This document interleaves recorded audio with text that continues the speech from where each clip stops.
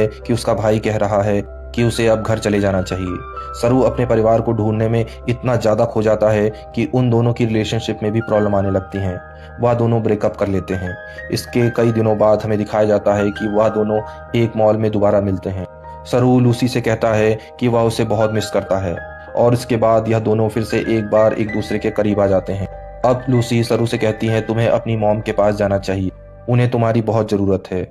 अब सरू अपनी मॉम के पास जाता है जिनकी तबीयत खराब होती है। सरू को अभी तक यह लगता था कि उसकी मॉम ने उसे इसलिए अडॉप्ट किया है कि वह कभी माँ नहीं बन सकती, लेकिन सरू को बताती है कि वह माँ बन सकती है।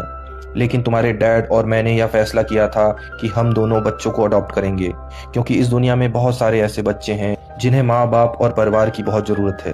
वह सरू को अपने बचपन की एक बात बताती है। वह बताती है कि मेरे पिता बहुत ज़्यादा शराब पीते थे, वह अच्छे इंसान नहीं थे। मैं हमेशा डर में रहती थी और एक दिन जब मैं घर के पीछे गई तो मैं चाहती थी कि मैं घर से भाग जाऊं। तभी मुझे खेत की दूसरी तरफ एक बच्चा दिखा जो मेरे बगल में आकर खड़ा हो गया। उसके बाद मुझे ऐसा लगा कि अब से मेरी ज़िंदगी में सब कुछ ठीक हो जाएगा। और फिर तुम और तुम्हारा भाई मेरी ज़िंदगी में आए और अब तुम मुझसे बात नहीं करते।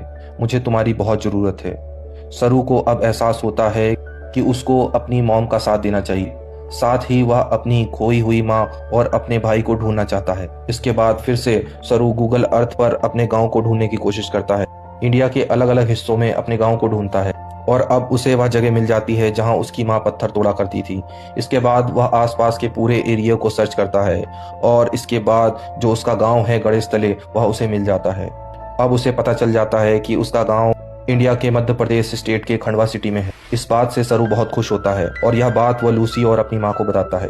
उसकी माँ भी बहुत खुश होती है क्योंकि उसके डैड और उसकी माँ चाहते थे कि वह इंडिया जाकर अपने परिवार से मिले। इसके बाद